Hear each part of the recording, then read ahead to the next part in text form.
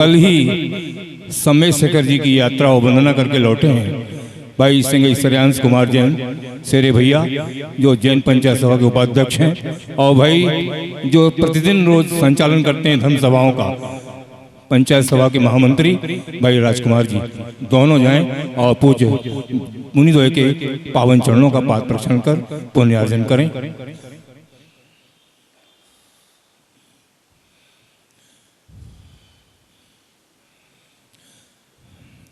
बोले परम पूज्य मुनि 108 ब्रह्म सागर जी महाराज की, परम पूज्य मुनि 108 श्री चंद्र सागर जी महाराज की जय।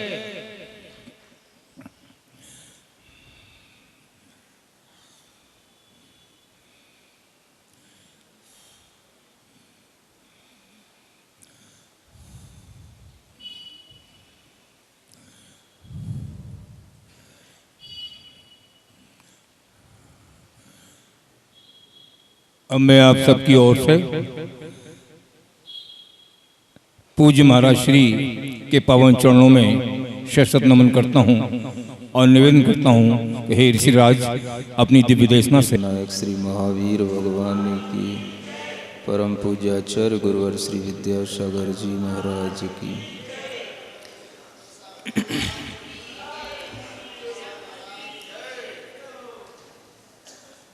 कल आपके सामने पंचलब्धियों का वर्णन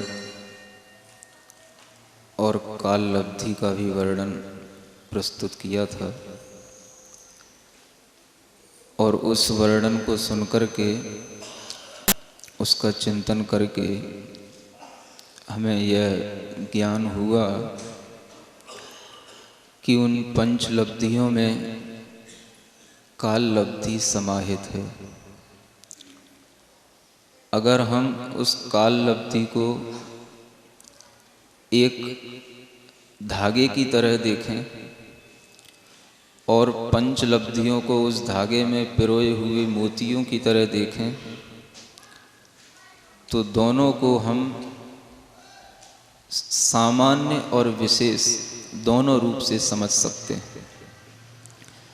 काल लब्धि एक सामान्य लब्धि है और ये 5 लब्धियाँ ये विशेष लब्धियाँ हैं।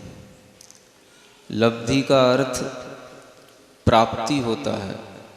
जब हम किसी चीज़ को प्राप्त करते हैं तो उस प्राप्ति को हम एक उपलब्धि समझते हैं। उसी उपलब्धि को यहाँ पर लब्धि के रूप में कहा गया है। जीवात्मा के लिए सबसे बड़ी उपलब्धियाँ जो हैं वो सम्यक दर्शन को प्राप्त करने से पहले इन 5 लब्धियों की होती है, और यही उपलब्धियाँ उसके लिए मोक्ष मार्ग का प्रारंभ कराती हैं। इन 5 लब्धियों में जो कल क्षयोपशम लब्धि के बारे में हमने सुना कि जीव की एक ऐसी परिणति जिसमें उसके परिणाम विशुद्ध होना प्रारंभ हो जाते हैं, और विशुद्ध होते होते उस क्षयोपशम लब्धि में कर्मों की अनुभाग शक्ति घटने लग जाती है। जो घाती अघाती जितने भी समस्त कर्म हैं, उन सभी कर्मों की अनुभाग शक्ति प्रति समय अनंत गुणाहीन होकर के अनंत गुणाहीन होकर के अनंत गुणाहीन होकर के उदीर्णा को प्राप्त होने लग जाती। और इस क्षयोपशम लब्धि से जब आत्मा में एक ऐसा परिणाम उत्पन्न होता है कि उससे उसके संक्लेश भावों में कमी आ जाती है। जब संक्लेश भावों में कमी आ जाती है तो उसे उस विशुद्धि का भाव उत्पन्न होता है, जिस विशुद्धि के माध्यम से वह निरंतर साता, स्थिर, सुभग, सुस्वर आदि जितनी भी शुभ प्रकृतियां हैं, उन सब शुभ प्रकृतियों को वह एकांत रूप से वह बांधता रहता है। और उन एकांत प्रकृतियों को बांधने के लिए कारणभूत वह क्षयोपशम लब्धि होती है। क्षयोपशम लब्धि से जो आत्मा में विशुद्धि उत्पन्न हुई, उस विशुद्धि के कार्यभूत ये विशुद्धि लब्धि आपके सामने आ रही है। इसीलिए विशुद्धि लब्धि का वर्णन करते हुए कहा गया है, आदिम लब्धि भवो जो भावो जीवस्य साद पहुदीणम सत्थाणम परिणीणम बंधन जोगो विशुद्ध लब्धि सो। यानी आदिम लब्धि भवो जो भावो, पहली लब्धि से उत्पन्न हुआ जो भाव है वही भाव जीव का ये साता आदि प्रकृतियों को बांधने के लिए कारणभूत बन रहा है। इससे स्पष्ट होता है कि क्षयोपशम लब्धि हमारे लिए कारण रूप में है और विशुद्धि लब्धि हमारे लिए कार्य रूप में है। वही विशुद्धि लब्धि आगे की लब्धियों के लिए कारण रूप में बनेगी और आगे की वो लब्धियां फिर आगे की लब्धि के लिए कारण रूप में बनेंगी। इस तरह से इन 5 लब्धियों में कारण कार्य की व्यवस्था भी घटित हो जाती है। करण लब्धि में भी वो कारण कार्य की व्यवस्थाएं घटित होती हैं। जिस तरह से अधः करण कारण होता है अपूर्व करण के लिए, अपूर्व करण कारण होता है अनुवृत्ति करण के लिए, उसी प्रकार से इन लब्धियों में भी ये 5 ही कारण और कार्य के रूप में हैं। कोई भी लब्धि हमारे लिए यदि प्राप्त हुई है तो वह आगे की लब्धि को प्राप्त कराने के लिए कारणभूत होगी, तभी वह आगे की लब्धि हमें प्राप्त होगी। इस क्रम से जब हम देखते हैं तो हमें महसूस होता है कि यह एक ऐसी प्रक्रिया है जिसके माध्यम से यह जीव विशुद्धि को बढ़ाता हुआ ही इस मोक्ष मार्ग पर आगे बढ़ सकता है। आचार्यों ने इसको मोक्ष मार्ग को एक विशुद्धि का मार्ग ही कहा है। शीतलनाथ भगवान की स्तुति करते हुए समंतभद्र महाराज कहते हैं, नजागरा मेव विशुद्ध वर्तमनि। हे भगवान, आप उस विशुद्ध मार्ग पर हमेशा जागृत रहे और उस विशुद्ध मार्ग को आपने हमेशा हमेशा अपनाया। उस विशुद्ध मार्ग पर चलते हुए ही भगवान ने उस शुद्ध अवस्था को, सिद्ध अवस्था को प्राप्त किया। विशुद्ध शब्द कल आपको बताया था, जो चतुगदी मिच्छो सन्नी, उसमें भी एक विशुद्ध शब्द आया है और ये विशुद्धि लब्धि इसमें भी विशुद्ध शब्द है। इन दोनों में अंतर है। वहां पर वह विशुद्ध होना प्रारंभ हुआ, उसके उस विशुद्ध भावों के माध्यम से कर्म पटलों का अनुभाग शक्ति अनंत गुणाहीन होना कम हुई। ये वहां पर विशुद्ध शब्द से प्रारंभ हुआ। विशुद्ध के साथ ही, विशुद्धि के साथ ही ये प्रक्रिया प्रारंभ हुई। लेकिन यहाँ पर जो विशुद्धि लब्धि है, इस विशुद्धि लब्धि का कार्य यह है कि इस विशुद्धि लब्धि के समय पर अंतर्मुहूर्तक नियम से साता आदि शुभ प्रकृतियों का ही वह बंद करता रहता है और इतनी योग्यता की विशुद्धि उसके अंदर आ जाने का नाम ही यहाँ पर विशुद्धि लब्धि के रूप में कहा गया है। इस विशुद्धि के लिए हमारे पास में चेतना के जो स्तर हैं और उन चेतना के स्तरों को बढ़ाने के लिए हमें जिन विशुद्धियों की जरूरत होती है, वो विशुद्धियां कसाय की हानि से ही हमें प्राप्त होती हैं। जितने भी गुणस्थानों में हम ऊपर बढ़ते चले जाते हैं, वो सब विशुद्धि के बढ़ने से ही वो गुणस्थान प्राप्त होते हैं और उन गुणस्थानों में वह कषायों की हानि होने पर ही विशुद्धि बढ़ती है, चेतना का स्तर बढ़ता है।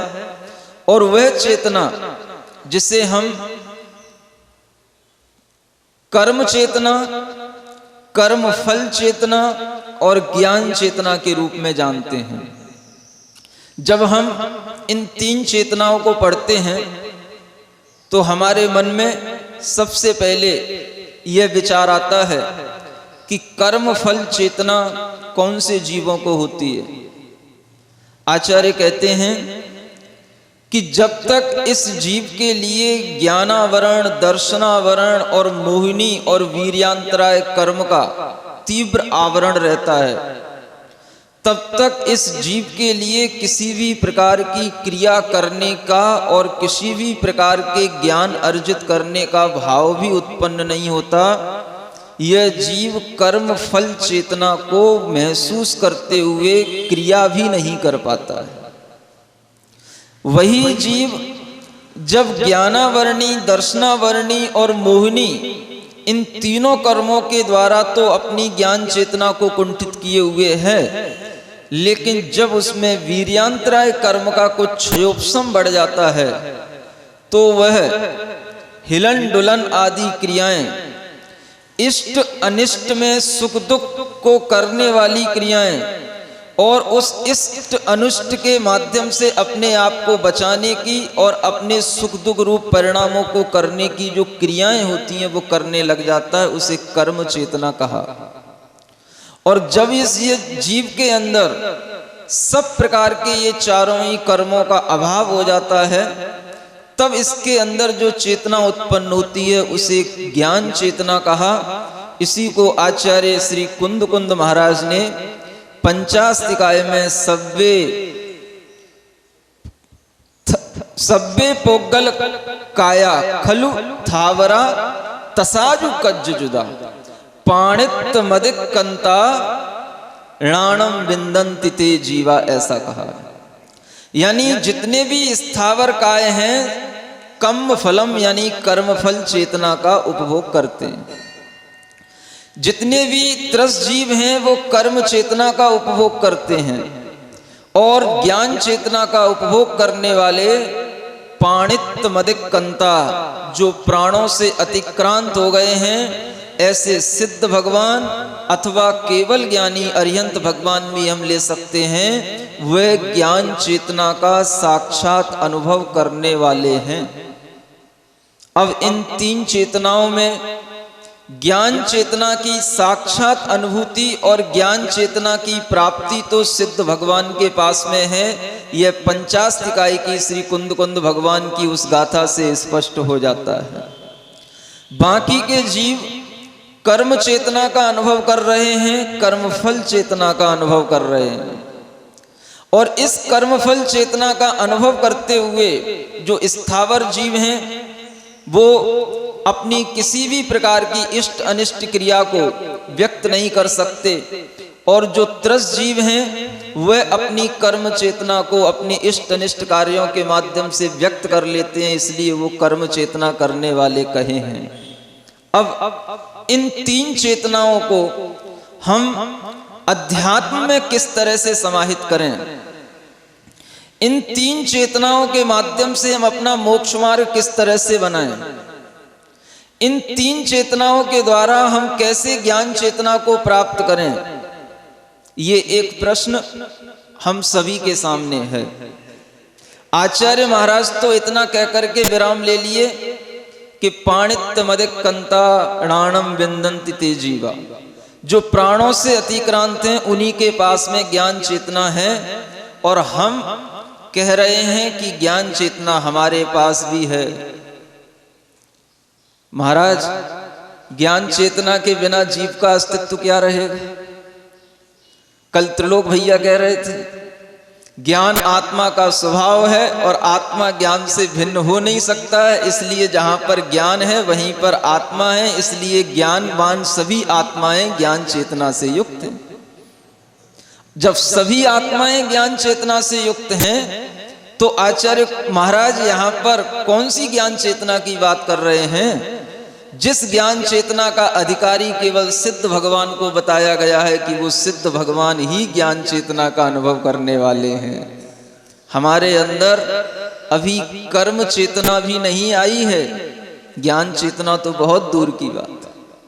और कर्म चेतना तब आएगी जब हम उस कर्म को, उस क्रिया को करें जो हमें ज्ञान चेतना की ओर ले जाने वाली हो, और वह ज्ञान चेतना के लिए जो कारणभूत कर्म चेतना है, वह कर्म चेतना के लिए आचार्यों ने कहा है कि वह कर्म चेतना मुनि महाराज के पास होती है। जिस क्रिया के माध्यम से हम शुभोपयोग रूप प्रवृत्ति कर रहे हैं, जिसे हम अपनी भाषा में कर्म कांड कह देते हैं, क्रिया कांड कह देते हैं, वह कर्म कांड और क्रिया कांड ही वह कर्म चेतना है जो हमारे लिए ज्ञान चेतना की ले जाने के लिए कारणभूत है। अब वो चेतनाएं तीन छोड़ देना जो अभी हमने बताई हैं, ये अब निश्चय और व्यवहार मोक्ष मार्ग तक पहुंचाने के लिए जिन तीन चेतनाओं की अब हम बात करने जा रहे हैं कि वह कर्मफल चेतना आपको छोड़ना है। और वह कर्मफल चेतना क्या है? वह कर्म के फल को भोगने रूप केवल जो चेतना है उसका नाम कर्मफल चेतना है। यानी हमारे अंदर सुख दुख का परिणाम उत्पन्न हुआ, उसी के अनुरूप हमने हर्ष विषाद परिणाम कर लिया और उस कर्म का फल हमने जो भोगा, उस कर्म के फल के लिए पुनः हमने कर्म का बंद कर लिया। इस तरह से जो संसार में एक रूप से अशुभोपयोग रूप से जो चेतना चलती रहती है, ये कर्मफल चेतना है। शुभोपयोग में जितना भी कर्मकांड आएगा ये सब कर्म चेतना है। और जब हम उस शुभोपयोग को भी छोड़ करके शुभोपयोग की समस्त बाह्य क्रिया कांड को, आडंबर को सब छोड़ करके जब वह जीव अपने आत्म भाव में स्थित हो जाता है, शुद्ध आत्मा का ध्यान करता है, तो वहां से वह ज्ञान चेतना प्रारंभ होती है और उस ज्ञान चेतना को शुद्धोपयोग कहा जाता है। आप लोगों की कुछ समझ में आ रहा है? अगर नहीं भी आ रहा हो तो थोड़ा सा सुनना और यह भी विचार करना कि इस तरह की व्याख्या क्या कहीं पर आपने पहले सुनी? इस तरह की व्याख्या क्या कहीं पर आचार्यों ने पहले लिखी कि अशुभोपयोग को कर्मफल चेतना के रूप में कहकर के छोड़ दिया गया हो, शुभोपयोग को कर्म कांड और कर्म चेतना के रूप में कहकर के स्वीकारा हो और ज्ञान चेतना को शुद्धोपयोग रूप वृत्ति के रूप में स्वीकारा हो और उस ज्ञान चेतना का फल वह हमें केवल ज्ञान की प्राप्ति या सिद्धत्व की प्राप्ति के रूप में हमारे सामने आया हो। हम इस विषय को तब समझ सकते हैं जब हम थोड़ा सा अध्यात्म के अंदर जो आचार्यों के अभिप्राय हैं उनकी ओर और चलें। श्री समयसार ग्रंथ में एक गाथा आती है, रागो दोषो मोहो य आसवा नत्थि सम्मदिठिस तम्मा आसव भावेण बिना हेदु न कम बंदया होती। राग द्वेष मोह यह आश्रव सम्यक दृष्टि के नहीं होते हैं और उन राग द्वेष मोह के लिए कौन सा राग द्वेष मोह कौन से सम्यक दृष्टि को नहीं होता है, पहले हम थोड़ा इतना समझ लें। उसके बाद में हमें आचार्यों का वह वर्णन समझ में आ जाएगा जो वो कहना चाह रहे हैं कि शुभोपयोग कहाँ से कहाँ तक है और उसका अवस्थान क्या है, उसका कार्य क्या है। राग द्वेष मोह कहकर के हम कौन सा राग द्वेष मोह सम्यक दृष्टि के नहीं होता है, तो इसमें एक न्याय घटित किया गया है। और वह न्याय क्या है? न्याय में दो चीजें होती हैं। जब हम किसी चीज को प्रत्यक्ष नहीं जान पाते हैं तो हम अनुमान ज्ञान के माध्यम से उस न्याय में प्रवृत्ति करते हैं और वह अनुमान ज्ञान हमारे लिए दो हेतुओं से पर्याप्त हो जाता है, एक पक्ष और एक हेतु। उसके लिए दो ही अंग पर्याप्त हो जाते हैं। द्वयम एव अनुमानांगम न उदाहरणम, ऐसा भी एक परीक्षा मुख का सूत्र आता है। अनुमान के दो ही अंग पर्याप्त हैं, एक वह पक्ष, पक्ष का मतलब होता है वह धर्मी, जहां पर कि हम साध्य की सिद्धि करना चाह रहे हैं उसको पक्ष बोलते हैं, और हेतु उसको बोलते हैं जो हमें उस साध्य के साथ में अविनाभाव संबंध को लिए हुए रहता है। जिस साधन के माध्यम से हम उस साध्य का ज्ञान कर लेते हैं वह साधनात् साध्य विज्ञानम अनुमान बन जाता है और उसी अनुमान के माध्यम से हम उस साध्य की सिद्धि उस पक्ष में कर लेते हैं। तो हमारे सामने दो चीजें हैं, एक पक्ष और एक हेतु। अब आचार्य महोदय वहां पर विस्तार करते हुए इसी गाथा में एक बहुत अच्छी वार्तिक लिखते हैं हमें वह वार्तिक श्री जयसेन महाराज जी की जो वार्तिक हैं उनको पढ़ना और उसी के अनुरूप हमें अपने व्याख्यान को बनाना और उसी के अनुरूप हमें वो व्याख्यान की पद्धति समाज में देने का प्रयास करना चाहिए। अनंतानुबंधी क्रोध मान माया लोभ मिथ्यात्व जनिता राग द्वेष मोहा सम्यक दृष्टे न संति इति पक्ष। ये क्या हो गया? पक्ष हो गया। अनंतानुबंधी क्रोध मान माया लोभ से उत्पन्न हुआ और मिथ्यात्व से उत्पन्न हुआ जो राग द्वेष मोह है, यह सम्यक दृष्टि के नहीं होता है। ये हमने पहले पक्ष बनाया। कथम इति चेत, क्यों नहीं होता है ऐसा? तो आचार्य वहां पर उत्तर देते हैं कि चतुर्थ गुण स्थान वर्ती सराग सम्यक्त्वस्य अन्यथा अनुपत्ति। और बीच में बहुत सारा मैटर है, लेकिन अपने को इस हेतु से मतलब है। चतुर्थ गुण स्थान वर्ती सराग सम्यक दृष्टि अन्यथा वह बन नहीं सकता। यानी कि सराग सम्यक दर्शन जो चतुर्थ गुण स्थान में है वह क्यों है?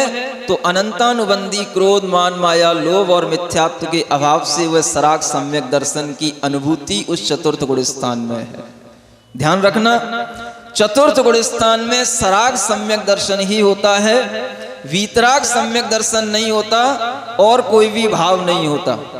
अब आगे वो बैठ करके चलते हैं तो वो लिखते हैं अप्रत्याख्यान अनंतानुबंधी अप्रत्याख्यान क्रोध मान माया लोभ जनिता राग द्वेष मोहा सम्यक दृष्टे न संति। आगे क्या बोला? अनंतानुबंधी और अप्रत्याख्यान से उत्पन्न हुए राग द्वेष मोह सम्यक दृष्टि के पास नहीं होते हैं। कथम इति चेत, तो वहां पर हेतु देते हैं पंचम गुणस्थान वर्ती सराग संयमस्य अन्यथा अनुपत्ति। कि पंचम गुण स्थान में होने वाला जो सराग सम्यक दर्शन है और उसके साथ में संयम भाव है, उसकी अन्यथा उत्पत्ति नहीं हो सकती। फिर आगे बढ़ो, इधर ध्यान दो। अनंतानुबंधी अप्रत्याख्यान प्रत्याख्यान क्रोध मान माया लोभा जनिता राग द्वेष मोहा सम्यक दृष्टि न संति। एक ऐसा भी सम्यक दृष्टि है जिसके लिए अनंतानुबंधी भी नहीं, अप्रत्याख्यान भी नहीं, प्रत्याख्यान भी नहीं, और इन कसायों से उत्पन्न होने वाले राग द्वेष मोह भी उसके नहीं। वह कौन सा सम्यक दृष्टि होगा? तो उनके लिए आचार्य कहते हैं उसका अनुमान कैसे लगाएं कि इस आत्मा में ये अनंतानुबंधी आदि 12 कसायों का अभाव है और इनसे उत्पन्न होने वाला राग द्वेष मोह इस आत्मा को नहीं है। ये पक्ष हमने बना करके उसका हेतु क्या बनाया? तो आचार्य कहते हैं षष्ठ गुण स्थान वर्ती सराग सम्यक दर्शन सह सम्यक सराग संयम भावस्य अन्यथा अनुपत्ति। यानी छठवें गुण स्थान में रहने वाले सराग सम्यक दर्शन के साथ में जो सराग संयम है वह अन्यथा बन नहीं सकता है। यानी छठवें गुण स्थान में जो सराग सम्यक दर्शन है और सराग संयम है उसके लिए हेतु, उस हेतु से हम उस पक्ष की सिद्धि कर लेते हैं। ये छठवें गुण स्थान तक की बात हो गई। अब उसके आगे अनंतानुबंधी अप्रत्याख्यान प्रत्याख्यान तीव्र संजुलन उदय जनित क्रोध मान माया लोभाहा सराग न संति सम्यक दृष्टि न संति। कथमिति चेत, तो वहां पर वह कहते हैं अप्रमत्तादि क्षीण कसाय पर्यंत वीतराग सम्यक दर्शन अविनाभावी वीतराग चारित्रस्य अन्यथा अनुपत्ति। क्या मतलब हुआ? 7वें गुण स्थान से लेकर 12वें गुण स्थान तक वीतराग सम्यक दर्शन का अविनाभावी वीतराग चारित्र रहता है और वह वीतराग चारित्र कहां से प्रारंभ होगा? तो 7वें गुण स्थान से प्रारंभ होगा। वो वीतराग चारित्र किसका अविनाभावी है? तो वीतराग सम्यक दर्शन का अविनाभावी है। वो वीतराग सम्यक दर्शन का सद्भाव कौन से पक्ष में है?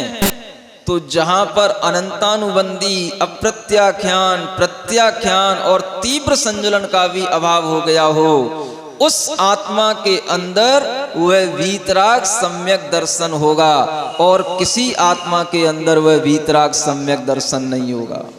इन व्याख्याओं को आप डंके की चोट पर बोलना सीखो।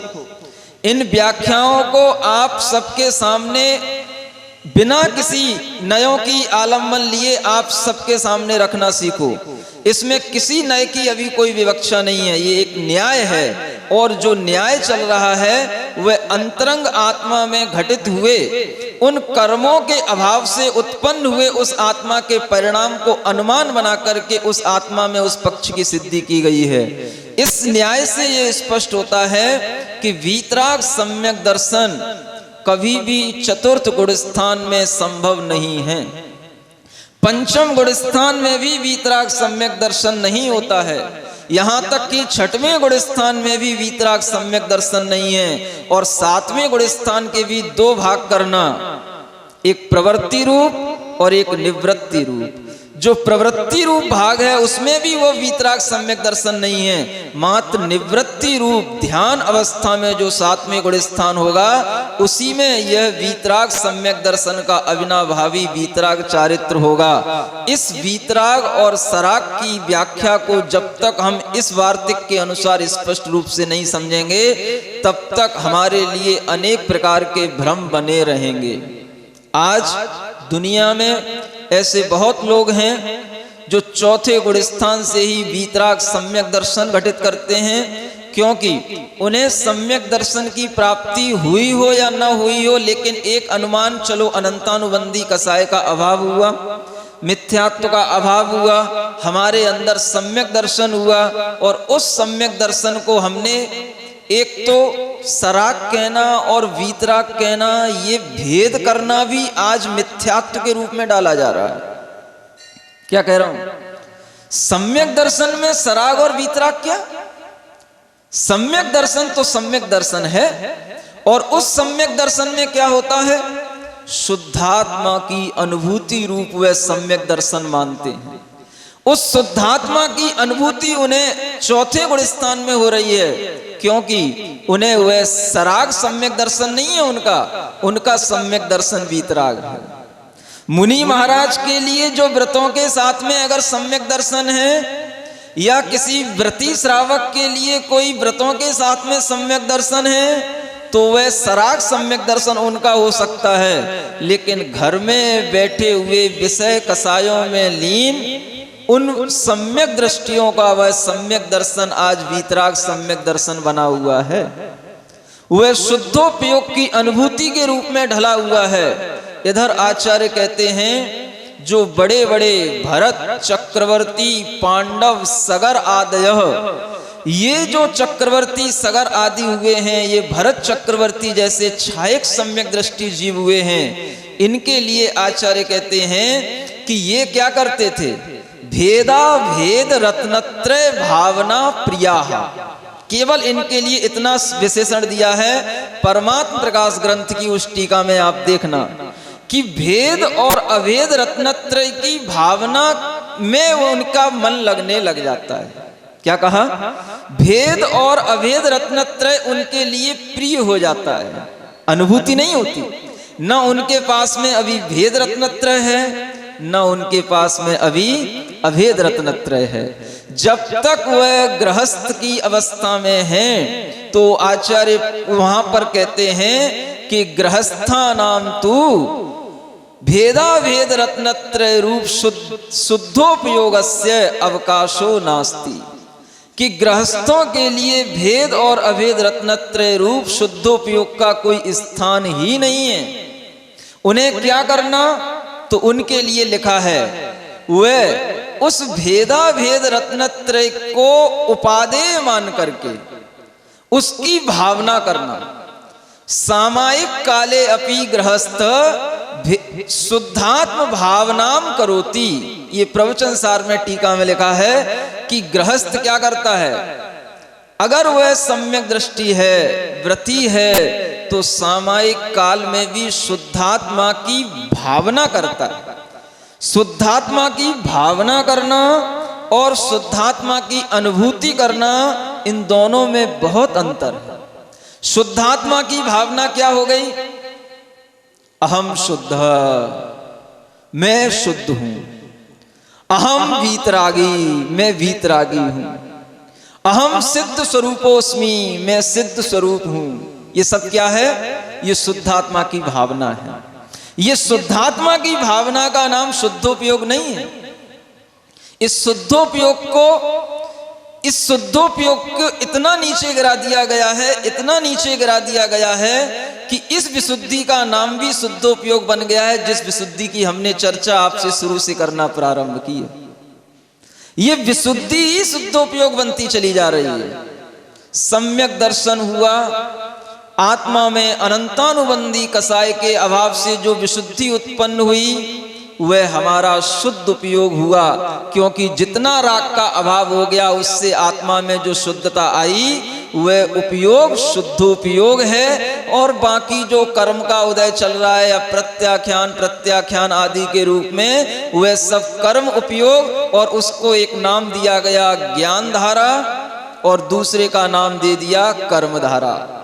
जिस ग्रंथ में ये ज्ञान धारा और कर्म धारा जैसे शब्द मिल जाएं, समझना कि ये आचार्य प्रणीत ग्रंथ नहीं है। स्पष्ट रूप से कह रहा हूं, ज्ञान धारा और कर्म धारा का बखान करने से ही सब कुछ बिगड़ गया। क्योंकि जैसे ही हमने कर्म धारा का बखान किया, उसमें सब कर्म कांड को हमने एक रूप में छोड़ दिया, चाहे अशुभ हो चाहे शुभ हो, वो सब कर्म धारा के रूप में है। और वह कर्म धारा हमारे लिए कर्म बंध का कारण है। हमें तो केवल ज्ञान धारा से मतलब है, और वह ज्ञान धारा ही हमारा शुद्ध उपयोग है। वह ज्ञान धारा में जो हमें आनंद आ रहा है वही हमारा वीतराग चारित्र है। अभी सराग चारित्र लिया नहीं, उससे पहले उन्हें वीतराग चारित्र की प्राप्ति हो चुकी है। ये जो व्युत्क्रम से स्वाध्याय करने का एक जो फल सामने आया है वह यह है कि चौथे गुणस्थान में ही हमें वीतरागता की अनुभूति हुई, चौथे गुणस्थान में ही हमें शुद्धोपयोग की अनुभूति हुई। और इधर सभी आचार्यों ने, चाहे वो अमृतचंद जी महाराज हों, चाहे जयसेन जी महाराज हों, चाहे स्वयं आचार्य कुंद देव हों, उन सबके अभिप्रायों को यदि हम टटोलेंगे तो हमें ये स्पष्ट समझ में आएगा कि ज्ञानी शब्द कहकर के अगर आचार्य कुंद देव ने अपनी गाथा में छोड़ दिया है, तो वो ज्ञानी को भी आचार्य अमृतचंद जी महाराज ने भी बताया है कि वो ज्ञानी कौन सा है। और आचार्य जयसेन जी महाराज ने भी बताया है कि वहां पर किस ज्ञानी की बात कर रहे हैं, जो निर्विकल्प समाधि के बल से निश्चय नय का आलंबन लेकर के अपनी आत्मा की अनुभूति में लगा है, उसको ज्ञानी कहा जाता है। और वह निश्चय नय का आलंबन लेने वाला कौन होता है? तो सातवें गुणस्थान से पहले निश्चय नय का आलंबन नहीं होता है। सातवें गुणस्थान से पहले शुद्धात्मा की अनुभूति का कार्यक्रम प्रारंभ नहीं होता है, और सातवें गुणस्थान से पहले वीतराग चारित्र नहीं होता है। ये आचार्यों के द्वारा अनेक जगह लिखा हुआ है, लेकिन हम सब चीजों को गौण करते हुए इस तरह से आगे बढ़ रहे हैं कि हम क्रिया कांड को, कर्म कांड को तो पीछे छोड़ रहे हैं, और उस ज्ञान चेतना में इतने डूबते चले जा रहे हैं कि उस ज्ञान चेतना की प्राप्ति के लिए जो क्रियाकांड बताया था वह क्रियाकांड हमारे लिए हेय हो गया।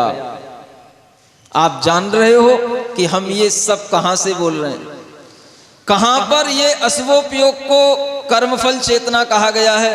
बताओ आप, कहां पर शुभोपयोग को कर्म चेतना के रूप में कहा है और कहां पर ज्ञान चेतना को शुद्धोपयोग के रूप में कहा है? आपने कहीं पढ़ा है कि हम अपने मन से सब कुछ कहे जा रहे हैं, आप सुने जा रहे हैं?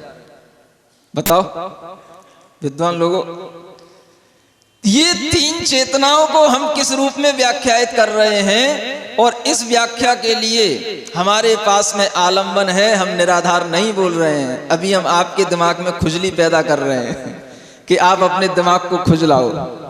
उससे ये जानो कि इन तीन चेतनाओं को जो आचार्यों ने व्याख्यायित किया है, वहां आचार्य कहते हैं कि यह कर्म कांड जो क्रिया कांड है, शुभोपयोग रूप है, इस शुभोपयोग रूप क्रियाकांड को भिन्न साधन भाव के रूप में लिया गया है।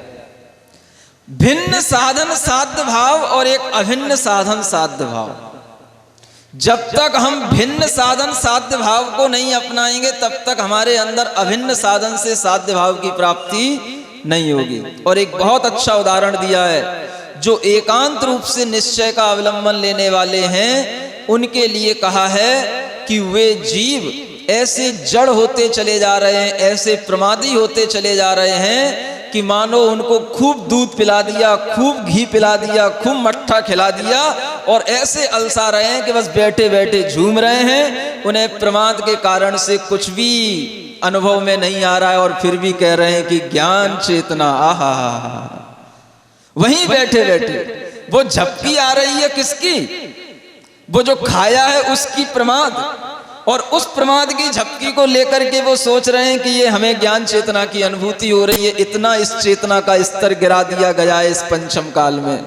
ये आचार्यों ने उदाहरण दिया। और इस क्रियाकांड के लिए आचार्य कहते हैं कि जिस भिन्न साधन साध्य भाव को अपनाए बिना हम कभी भी अभिन्न साधन, यानी कि अपनी ही आत्मा के श्रद्धान रूप परिणाम का नाम निश्चय सम्यक दर्शन, अपनी ही आत्मा के ज्ञान रूप परिणाम का नाम निश्चय ज्ञान, और अपनी ही आत्मा में स्थिरता का नाम निश्चय चारित्र। ये जो निश्चय सम्यक दर्शन ज्ञान चारित्र जो आत्मागत है, ये तब हमें प्राप्त होगा जब हम पहले अपने से भिन्न जो देव शास्त्र गुरु, अपनी आत्मा से भिन्न जो 7 तत्व, इन 7 तत्वों में जब हम साधन भाव को अपनाएंगे तब हमारे लिए वो अभिन्न साधन भाव की प्राप्ति होगी। और उसके लिए अगर आपको समझ में ना आए तो जिस प्रकार से वस्त्र को शुद्ध करने के लिए कोई व्यक्ति उस वस्त्र को बार बार क्या करता है, किसी शिला पर पछाड़ता है। वस्त्र को शुद्ध करने के लिए शिला की भी आवश्यकता है, जल की भी आवश्यकता है, साबुन सोडा की भी आवश्यकता है। और उस अनादि काल से जो वस्त्र अगर अशुद्ध बना हुआ है तो उस वस्त्र की शुद्धि के लिए आचार्य कहते हैं ये पहले भिन्न साधन साध्य भाव अपनाओ। जब तक तुम इन चीजों का आलंबन नहीं लोगे तब तक तुम्हारे वस्त्र की शुद्धि होने वाली नहीं है। हमने क्या पढ़ लिया? जब तक हम इन चीजों को छोड़ेंगे नहीं तब तक हमें शुद्ध भाव की प्राप्ति होने वाली नहीं है। ये भी पढ़ लिया हमने, क्योंकि जिस विधि में वस्त्र को शुद्ध करने के लिए लिखा गया था, जब हमने वस्त्र को शुद्ध हुआ देखा तो उस समय पर हमने देखा कि वो शिला वहीं पड़ी है, बाल्टी वहीं पड़ी है, वो साबुन सोडा वहीं पड़ा है और वस्त्र केवल शुद्ध हो गया। और वह वस्त्र केवल जो है धूप में पड़ा है, अपने आप सूखता चला जा रहा है। देखो हमने कहा था ना, ये सब जितना भी क्रियाकांड है सब छोड़ना पड़ता है। इसलिए उसको ग्रहण ही क्यों करना जिसे बाद में छोड़ना पड़े? पहले उसको ग्रहण करो, फिर बाद में उस सब पत्थर को छोड़ो, बाल्टी को छोड़ो, साबुन को छोड़ो। पहले साबुन लगा के घिसो के उसको साफ करो। क्षयोपशम लब्धि में कर्म मल पटलों के अनुभाग को अनंत गुणाहीन किया जा रहा है। एक ऐसा डिटर्जेंट, ऐसा साबुन लगा करके जिसके माध्यम से वह आत्मा का भी ऊपरी मल साफ हो रहा है, भीतरी मल साफ नहीं हो रहा।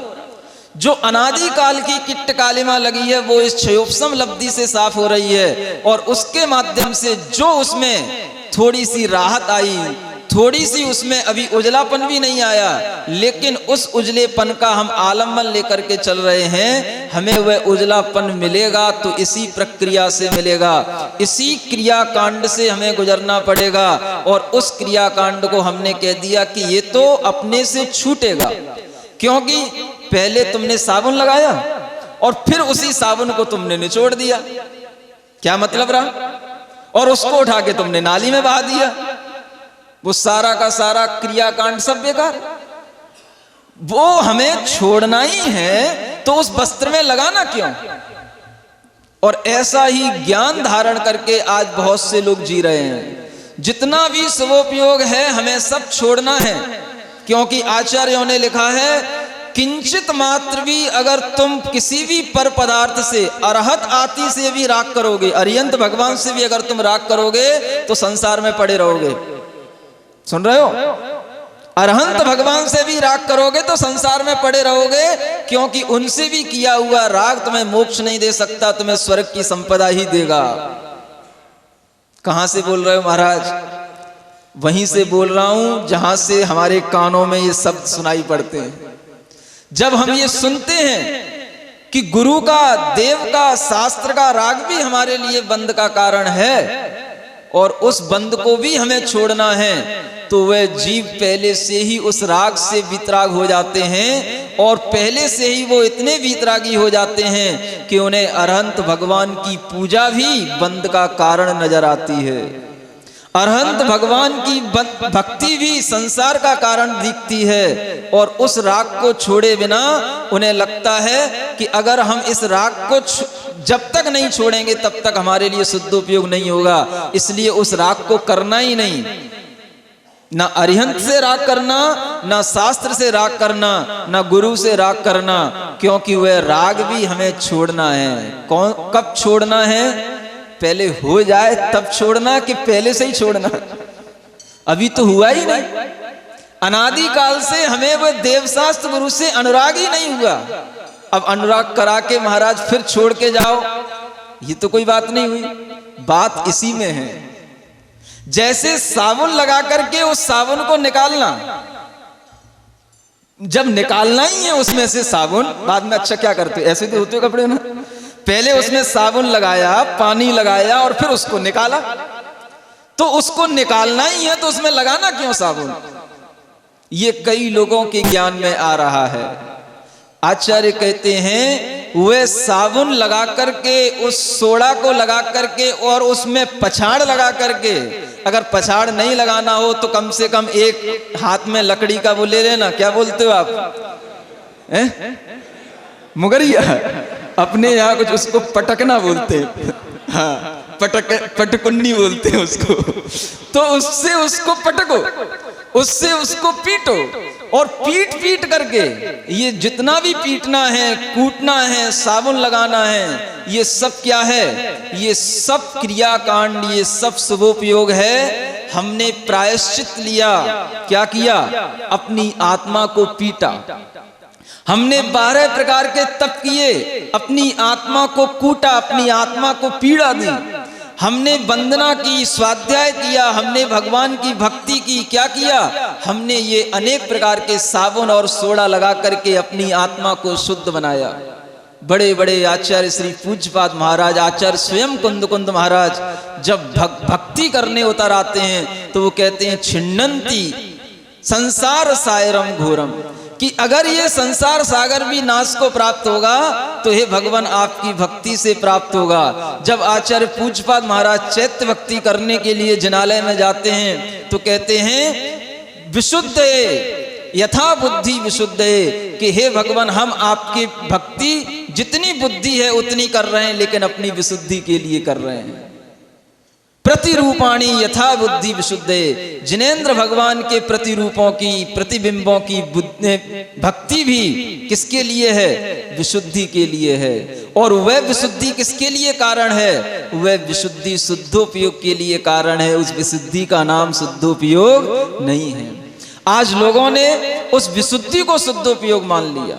जब वह भिन्न साधन साध्य के द्वारा, भिन्न आलंबनों के द्वारा जब वह कपड़ा साफ हो जाएगा, उसके बाद में जब हम उस कपड़े को छोड़ देंगे या हम उस कपड़े को ही हिलाएंगे तो वह क्या होगा? उसमें और किसी का आलंबन नहीं है, वो केवल कपड़ा अपने आप में ही सूख रहा है। उसका नाम है शुद्धोपयोग। देखो, कपड़े को सुखाने के लिए किसी भी आलंबन की या कपड़े को स्वच्छ बनाने के लिए किसी भी आलंबन की आवश्यकता नहीं है। जितने भी आलंबन हैं सब बाहर पड़े रह जाते हैं। इसलिए निरालंबी बनो। और वह जो निरालंबन, इसी का नाम है निश्चय नय।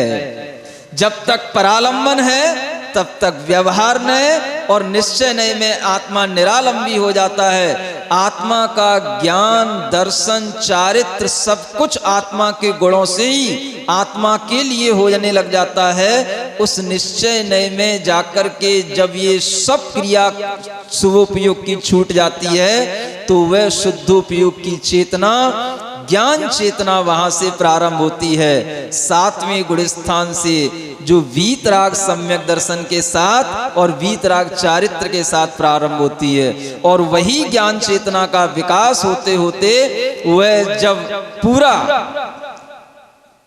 पाणित्तमधिकंता, भले ही अरिहंत भगवान के सब प्राण नहीं निकले हों, लेकिन कुछ प्राण भी यदि उनके निकले हैं तो वह भी उनके लिए ही वो ज्ञान की चेतना होगी। तुम अपने प्राण जिंदगी भर निकालोगे तो भी ज्ञान चेतना का अनुभव नहीं होगा। प्राण निकालने पर, कौन से प्राण?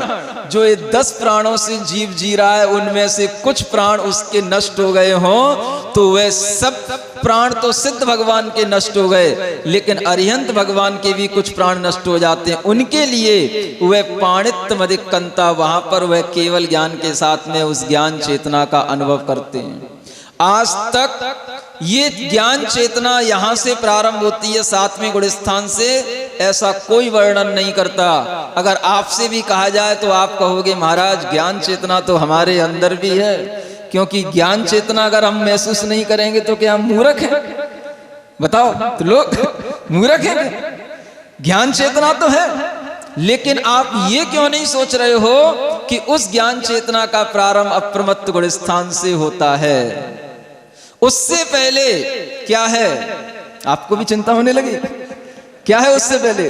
उससे पहले अगर तुम कर्म चेतना करोगे तो उस कर्म चेतना में तुम्हारी ज्ञान चेतना जुड़ी है।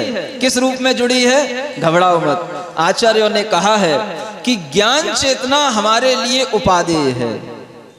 उस ज्ञान चेतना की भावना करते हुए, उस ज्ञान चेतना को उपादेय मानते हुए वह सब क्रियाएं जो कर रहा है तो वह व्यवहार और निश्चय दोनों को साथ में लेकर के चल रहा है, और उसका वह शुभोपयोग नियम से उसके शुद्धोपयोग के लिए कारण बनेगा। अगर तुम्हारे अंदर केवल क्रिया है और उस ज्ञान चेतना को तुम अपना उपादेय नहीं माने हो, शुद्धात्म भावना को कभी उपादेय नहीं मानते हो, तो तुम्हारे लिए वो केवल व्यवहाराभास कहा गया। उसको एकांत व्यवहार नय का आलम्बन लेने वाला कहा गया है। और अगर वही व्यवहारी जीव स्वयं वह शुद्धात्म भावना को आलम्बन कर लेता है तो वह व्यवहार और निश्चय दोनों को जानने वाला यथार्थ सम्यक दृष्टि होता है। और वही सम्यक दृष्टि धीरे धीरे जब निश्चय नय का मात्र आलम्बन लेगा तो वह निश्चय नय का आलम्बन केवल ध्यान अवस्था से शुरू होता है। 7वें गुण स्थान की अप्रमत्त अवस्था में जब तक प्रवृत्ति है तब तक भी निश्चय नय का आलम्बन नहीं है। एक श्रीमान जी आचार्य महाराज के पास में ऐसे ही श्रीमान जी पहुंचे, बोले पढ़ रखा है सब कर्णानुयोग, द्रव्यानुयोग, और कर्णानुयोग तो पढ़ना ही नहीं, मुख्य रूप से द्रव्यानुयोग ही पढ़ा जाता है। और जाकर के प्रश्न किया, महाराज स्वाध्याय में ज्यादा कर्म का बंध होता है कि पूजा में ज्यादा कर्म का बंध होता है? तो आचार्य महाराज कहते हैं स्वाध्याय में ज्यादा कर्म का बंध होगा। महाराज कैसी बातें कर रहे हो आप? तो स्वाध्याय को कर्म निर्जरा का कारण बताया गया है, उसमें कर्म का बंध कैसे ज्यादा होगा? बोले पूजा भी एक क्रिया है और स्वाध्याय भी एक क्रिया है। पूजा तो तुम दिन में 1 बार करोगे और स्वाध्याय दिन में 3 बार करोगे। अगर तुम्हारे लिए पूजा कर्म बंध का कारण है तो उससे 3 गुना कर्म बंध का कारण तुम्हारे लिए स्वाध्याय है। बताओ, तैयार हो? स्वाध्याय तो शुद्धोपयोग हो रहा है, ये भिन्न साधन साध्य भाव भी अभिन्न साधन साध्य भाव बन रहा है, और भगवान की पूजा करना ये शुभोपयोग हो रहा है। शुभोपयोग सो हे, शुद्धोपयोग सो उपादेय। स्वाध्याय करना भी एक क्रिया है, क्योंकि उसमें भी हम भिन्न साधन का आलंबन ले रहे हैं, और पूजन करने में भी हम भगवान अरिहंत के चैत्य बिंबों का आलंबन ले रहे हैं। इसमें और उसमें क्या अंतर है? जो वो पूजन तो कर्म बंध का कारण हो रही है और स्वाध्याय कर्म निर्जरा का कारण हो रहा है, ये कौन सा ज्ञान है? हमें बताओ। जो भिन्न साधन रूप में है तो उसको भिन्न साधन रूप में ही मानो। ये सब शुभोपयोग की प्रवृत्तियां हैं, और इन शुभोपयोग की प्रवृत्तियों से जब वह आत्मा समरसी भाव में आनंदित होता है तो वह आत्मा के लिए ये शुभोपयोग भी परंपरा से मोक्ष का कारण बन जाता है। ऐसा आचार्यों ने सर्वत्र लिखा है। लेकिन एकांत रूप से मोक्ष का कारण अगर आप इस शुभोपयोग को मान के चल रहे हो तो वह शुद्धोपयोग भी एकांत रूप से मोक्ष का कारण नहीं है, और शुभोपयोग भी एकांत रूप से मोक्ष का कारण नहीं है। एकांत रूप से शुद्धोपयोग भी मोक्ष का कारण नहीं है। बताओ कैसे नहीं है? वह शुद्धोपयोग जो तुम्हें 11वें गुण स्थान तक ले गया, वह 11वें गुण स्थान में पहुंचा हुआ शुद्धोपयोग भी तुम्हारे लिए मोक्ष का कारण नहीं है, क्योंकि वहां से तुम्हें गिर करके आना है। वहां से पहुंचा हुआ वह शुद्धोपयोग भी तुम्हारे लिए नीचे गिरा करके शुभोपयोग में ला सकता है, और भी गिर करके अशुभोपयोग में पहुंचा सकता है। आप ये विचार करके चलो कि कोई भी क्रिया, कोई भी धर्म एकांत रूप से हमारे लिए जब सामने आ जाता है तो उस समय पर हम अनेक प्रकार के जो आचार्यों के अभिप्राय हैं उनको भूल जाते हैं, और उसी भूल के कारण से हमारे सामने एकांत रूप से कोई नए आकर के जब खड़ा हो जाता है तो वह इतना कटु हो जाता है कि बहुत आचार्यों ने उसे एक एकांत मिथ्यात्व का नाम दे दिया। स्वयं आचार्य श्री ज्ञान सागर जी महाराज ने अपने सम्यक सार शतक में भी उसे निश्चय एकांत बनता चला जा रहा है, ये एकांत मिथ्यात्व है। बड़े बड़े विद्वानों ने, पंडित महेंद्र चंद जी शास्त्री ने भी इस बात को महसूस किया, बंशीधर जी शास्त्री ने भी इस बात के लिए लिखा कि ये सब इतनी कटुकता आती चली जा रही है कि ये निश्चय एकांत के माध्यम से हम अपनी ज्ञान चेतना को चौथे गुण स्थान में ले आए। तुम्हारा ज्ञान कहीं पर लुप्त नहीं किया जा रहा है। ज्ञान और दर्शन रूप जो चेतना है वो तो सबकी बनी हुई है, वो तो सब सामान्य, उस चेतना की अनुभूति तो सबको हो रही है। लेकिन जिस चेतना की अनुभूति में ये कर्मों का, पटलों का ये अभाव होकर के, और जब हमें वास्तविक उस चेतना की अनुभूति होगी, उस ज्ञान चेतना की बात कही जा रही है, ना कि वह ज्ञान चेतना जो कि ज्ञानोपयोग 8 प्रकार का है, दर्शनोपयोग 4 प्रकार का है। ये ज्ञान और दर्शन चेतना की बात नहीं है। वो ज्ञान दर्शन तो जीव का गुण है, उसका स्वभाव है, वो तो सर्वत्र विद्यमान है। लेकिन जिस ज्ञान चेतना की बात आचार्यों ने कहा है और हमने जो आपके सामने व्याख्यायित किया है, वो ज्ञान चेतना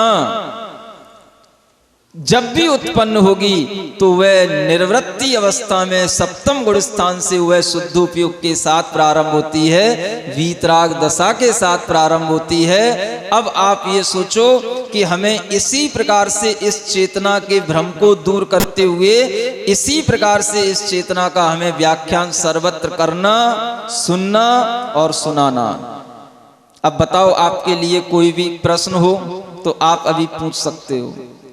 सबसे पहले हम आपसे ये पूछते हैं, क्या आपने इस प्रकार का व्याख्यान या इस प्रकार की चेतनाओं का प्ररूपण उपयोगों के माध्यम से पहले कहीं पढ़ा?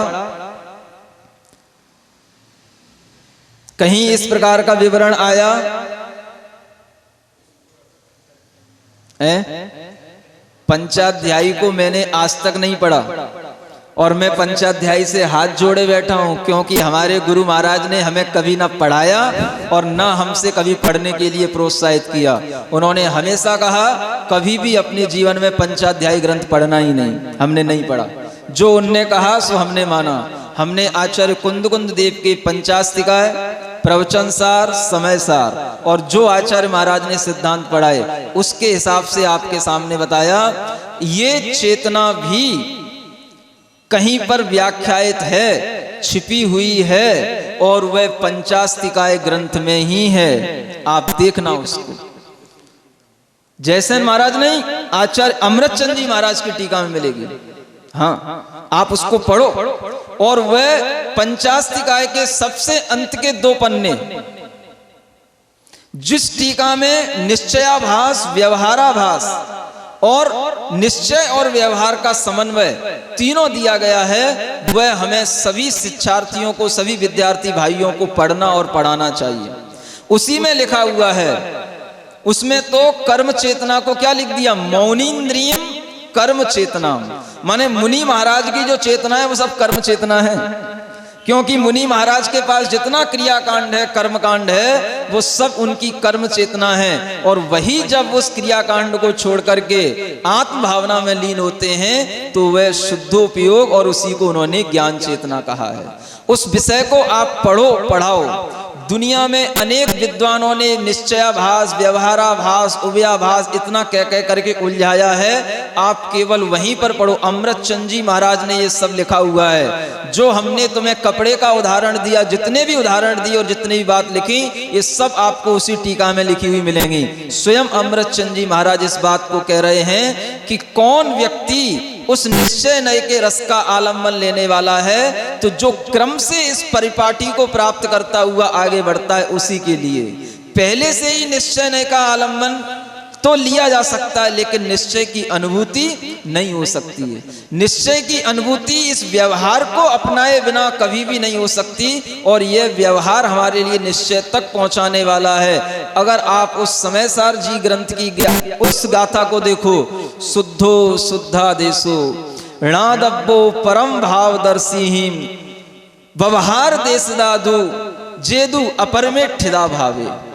जो शुद्ध नय के आश्रित जो भाव है वह केवल उनके लिए है जिन्होंने उस शुद्ध आत्मा को प्राप्त कर लिया, और जब तक उस शुद्ध आत्मा की प्राप्ति नहीं हुई ते सब्वे अपरिमेय ठिदा भावे, वे सब अपरम भाव में स्थित हैं। आचार्य कुंद देव ने तो इतना पछाड़ा है कि जब तक वह ज्ञान चेतना की अनुभूति 13वें गुण स्थान से नहीं होती, तो उससे पहले 12वें गुण स्थान वाले भी अपरम भाव में स्थित हैं, वह भी पूर्ण शुद्ध नहीं है। वह भी जो है उस अपरम भाव में स्थित होने के कारण से व्यवहार नय के आलंबन के योग्य हैं। 12वें गुण स्थान तक आचार्य कुंद देव का वह व्यवहार नय घटित हो जाता है उस गाथा से, और हम यहाँ पर उस व्यवहार को इतना हे बनाए जा रहे हैं कि वो जो 14वें और 13वें गुण स्थान में जो निश्चय नय प्राप्त होना है, उसको हम चौथे गुण स्थान में लेकर के आ रहे हैं। ये सब एक ऐसा उल्टा क्रम चल रहा है। अगर आप लोग इस प्रकार की व्याख्याओं को समाज के सामने प्रस्तुत नहीं करेंगे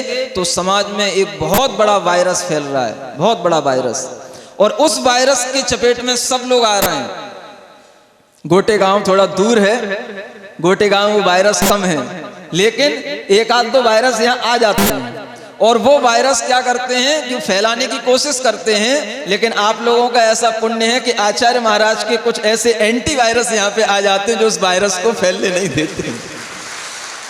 लेकिन वो है, उस चीज को हम अनुभूति में लाएं, और जब तक हमारे सामने ये स्थिति नहीं होगी, हम कभी भी इस प्रकार से अपने अंदर वह वीतराग चारित्र की भावना जो शुद्धात्मा की भावना के रूप में उपादेय है, उसको मान करके हमें चलना है, ना कि हमें शुद्धात्मा की अनुभूति हो रही है इस बात को मान करके चलना है। इस बारे में आपके लिए अगर कोई शंका हो तो आप वह जयसेन महाराज जी भी और अमृतचंद जी महाराज किसी की भी टीकाओं को पढ़ेंगे, आपको समाधान मिलेंगे।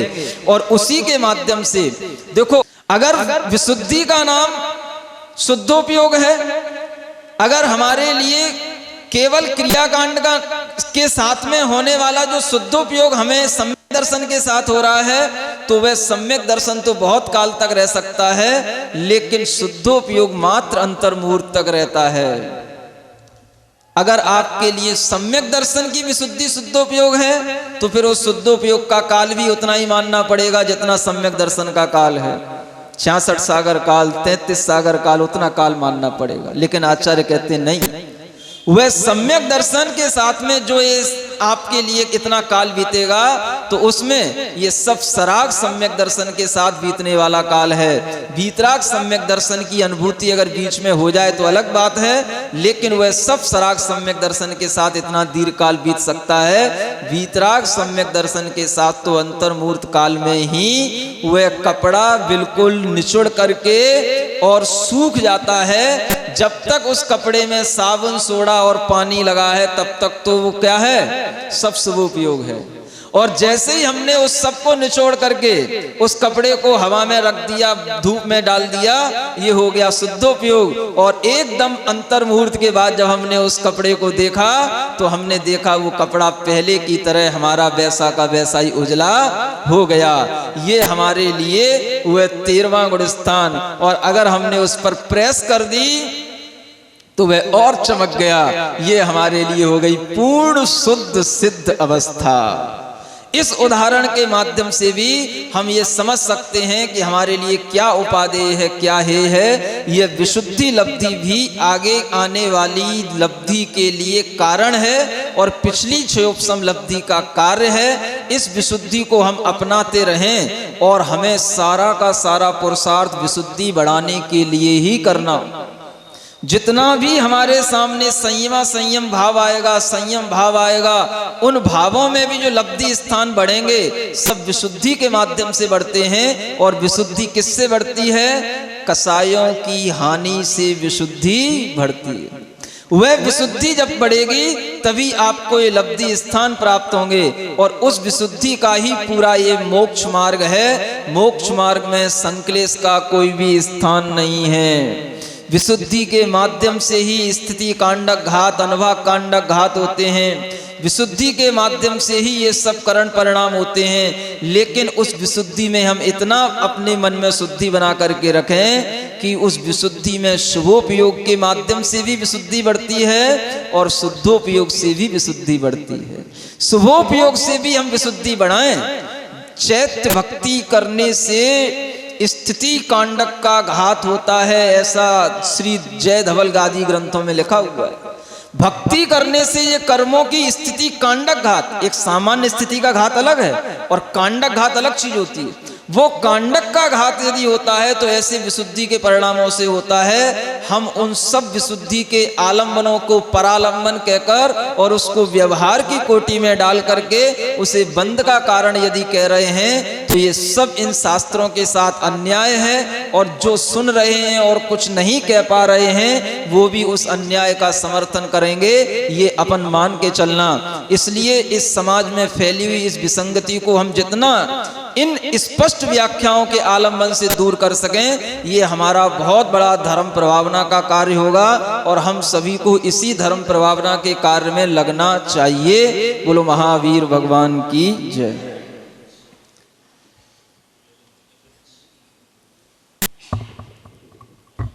श्रद्धेय भैया जी अपनी शंका समाधान भेजें।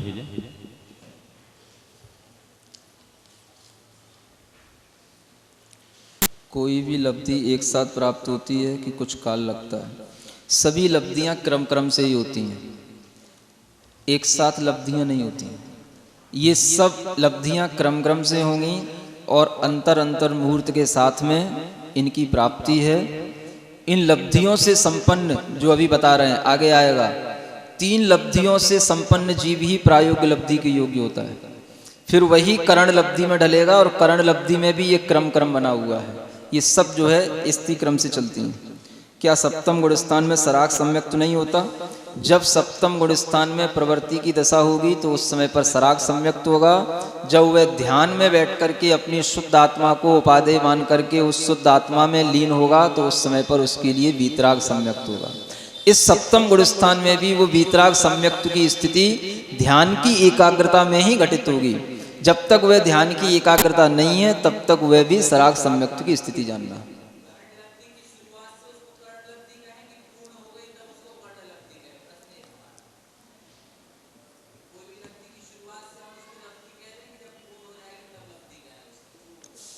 जब वह प्राप्ति आपके लिए हो जाए तब उस लब्धि का मतलब प्राप्ति। वह आपके लिए करण लब्धि का मतलब हो गया आपके लिए उन करण परिणामों की प्राप्ति हो गई। जैसे अधय प्रवृत्त करण संबंधी परिणाम आपके हुए, वो कहलाई आपकी अधय प्रवृत्त करण की लब्धि। अब उसकी प्राप्ति आपकी प्रारंभ से और अंत तक, जैसे ही आपने प्रारंभ किया तो वह भी करण लब्धि है और जब तक उसका अंत नहीं होगा तब तक वह करण लब्धि ही है। उसमें प्रारंभ से करण लब्धि नहीं है, अंत में ही होगी ऐसा भी नहीं है। जहां से प्रारंभ होगा, क्षयोपशम लब्धि जहां से प्रारंभ हुई वहां से ही शुरू हो जाती है, और जब तक वो रहेगी तब तक वो लब्धि बनी जाएगी। उसकी प्राप्ति अंत में हो जाना, इसलिए आप उसको अंत में प्राप्ति होने से आप उसको करण लब्धि कहो, और उससे पहले के परिणाम आपके लिए क्या करण लब्धि के नहीं कहलाएंगे? नहीं, प्राप्ति तो है, लेकिन वो प्राप्ति केवल अंत की प्राप्ति ही नहीं है, शुरुआत से उस विशुद्धि की प्राप्ति और उन परिणामों की प्राप्ति भी प्राप्ति है। इसलिए वो करण लब्धि का मतलब जिस समय पर आप अधः करण में प्रारंभ प्रवृत्त हुए, वह आपकी करण लब्धि प्रारंभ हो गई, वो प्रारंभ कहलाएगी। और अंतरकरण हो गया पूर्ण, तो आपकी करण लब्धि समाप्त हो गई। उसमें क्या बात है? प्रारंभ और समाप्ति दोनों आपको मानना पड़ेगा। केवल शब्द को उसी अर्थ में लेकर के निरुक्ति अर्थ के रूप में ही ग्रहण करके उसका अर्थ न करें, क्योंकि वह पूरा उसमें समाहित होना चाहिए। जो अपना करण लब्धि का कार्य है वह पूरा का पूरा उसमें प्रारंभ से अंत तक उसमें समाहित होता है। सराग सम्यक दर्शन और वीतराग सम्यक दर्शन के श्रद्धान में क्या अंतर है? देखो, श्रद्धान तो सराग सम्यक दर्शन में आत्मा का साक्षात नहीं होता है, आत्मा का उसके जो हमने ज्ञान प्राप्त किया उस रूप में श्रद्धान होता है। और वीतराग सम्यक दर्शन में उस आत्मा की अनुभूति आत्मक श्रद्धान होता है। तो अनुभूति के साथ में जो हमें श्रद्धान उत्पन्न होगा वह केवल वीतराग सम्यक दर्शन की दशा में, ध्यान की दशा में हमें प्राप्त होगा। और वैसे जो होगा वो हमें केवल ज्ञानात्मक होगा। हमने जो ज्ञान को प्राप्त कर लिया है वह हमारे लिए श्रद्धान वो कहलाएगा। महाराज जी, इसीलिए तो अनुभूति चारित्र का विषय है, तभी तो वीतराग चारित्र से उस अनुभूति को प्रारंभ कर रहे हैं। और सराग चारित्र में वो अनुभूति नहीं है, क्योंकि वहां पर अभी कसायों का सद्भाव है और उन कसायों के कारण से उस अनुभूति में कमी आती है। श्रद्धा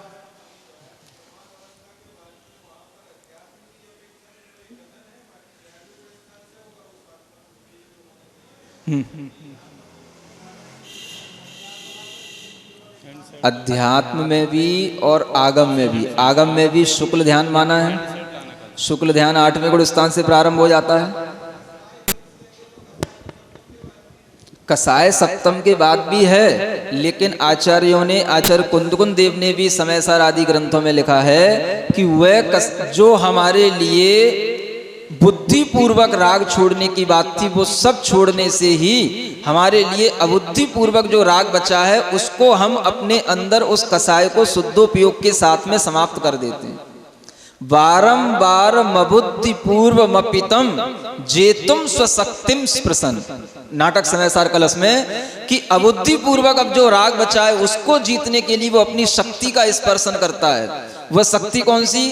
तो यही ज्ञान चेतना का वो स्पर्शन करता है। और उच्छिंदन परवृत्ति में सकलाम ज्ञानस्य पूर्णो भवन, जब वह पूरी परवृत्तियों को, माने उसका मन भी जिन वृत्तियों में उलझा हुआ है वो सब वृत्तियों को जब पूरा उच्छिद कर देता है तो वह ज्ञान की पूर्णता को प्राप्त कर लेता है। ज्ञानी निराश्रवो भवति, वह ज्ञानी निराश्रव हो जाता है। तो एक अबुद्धि पूर्वक राग होना और एक बुद्धि पूर्वक राग होना, बुद्धि पूर्वक राग को छोड़ने की प्रक्रिया जब हो जाती है तो वह अबुद्धि पूर्वक राग को जीतना में कोई बाधा नहीं है। और वो अबुद्धि पूर्वक राग को जीतने की प्रारंभिक दशा वीतराग दशा वहां से शुरू हो जाती है। उसकी पूर्णता उस वीतराग दशा की वह वहां आगे जाकर के 12वें गुण स्थान में हो जाएगी।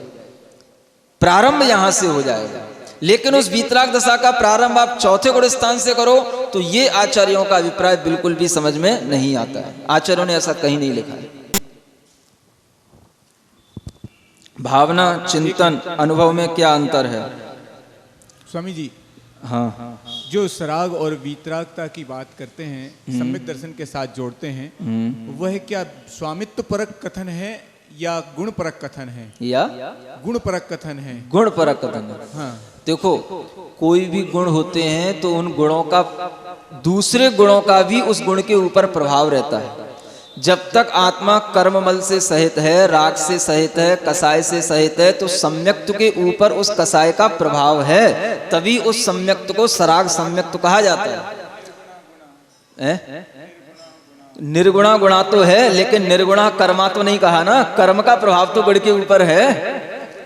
हाँ, तो कर्म का ही प्रभाव मानना। हाँ, कोई बात नहीं, कर्म का प्रभाव मानो, वो भी हम बताएंगे। गुण का भी प्रभाव दूसरे गुण पर बताएंगे, बाद में बताएंगे, अभी प्रक्रिया आएगी। तो कर्म का प्रभाव तो गुण के ऊपर मानोगे, गुण अपना शुद्ध हो गया, सम्यक दर्शन की प्राप्ति हो गई, लेकिन उसके ऊपर राग का अनंत अप्रत्याख्यान का प्रभाव अलग। प्रत्याख्यान जब रह जाएगा तो उसका प्रभाव अलग, संजुलन के साथ में जो सम्यक दर्शन है वो अलग, तीव्रता के साथ अलग, मंदता के साथ अलग। इसको अगर हम नहीं मानेंगे तो पूरा सम्यक दर्शन एक में एक हो जाएगा। सराग वीतराग का भेद मानना लोग मिथ्यात्व कहने लगे हैं, जबकि आचार्य कहते हैं तद्वेधा सराग वीतराग भेदात। ये आचार्य पूजपाद महाराज की पंक्तियां हैं। जो पूजपाद स्वामी कह रहे हैं वो तो दो भेद कर रहे हैं, और इतरत मात करके स्वामी भेद नहीं बता रहे यथार्थया, वो उसकी दशा का भेद बता रहे हैं। जहाँ प्रथम संवर्ग अनुकंपा अस्तिक है वो प्रथम है, हाँ। और इतर दूसरा जो कुछ है वो सब वही है। तो वो दूसरा क्या है? लेकिन स्वामित्व भेद नहीं किया है। कैसे नहीं किया? सराग और वीतराग करने से शायद स्वामी का भेद होता है, वहां तो जो और अवस्था भेद को दिखा रहा है। नहीं, वहां तो सिद्धांत ग्रंथों में और स्पष्ट रूप से भेद किया है। जब तक 10वां गुण स्थान नहीं आ जाए तब तक वहां से वो वीतराग सम्यक दर्शन का प्रारंभ नहीं मानते। सिद्धांत में तो और इतना स्पष्ट भेद किया है, वो वीतराग वहां से शुरू करते हैं और अध्यात्म में 7वें गुण स्थान से शुरू कर देते हैं। वह भी स्वामित्व है, क्यों नहीं है? 7वें गुण स्थान में रहने वाले जीव के पास में जो सम्यक दर्शन है वो वीतराग सम्यक दर्शन का प्रारंभ वहां से हो रहा है, तो वो उसका स्वामी कहलाया। 6वें गुण स्थान तक सराग सम्यक दर्शन, वो जितने भी जीव हैं उसके स्वामी सराग सम्यक दर्शन के 6वें गुण स्थान तक वो स्वामी के भेद के माध्यम से तो हो रहा है। जो आचार्यों ने 3 प्रकार के उपयोगों के माध्यम से व्याख्यान किए हैं, और वो सब जो जितनी भी वार्तिकें लिखी हुई हैं, तो इन सबसे भी ये स्पष्ट होता है कि स्वामी भेद से ही ये सराग और वीतरागता का विभाजन किया गया है, आगम में भी अध्यात्म में भी।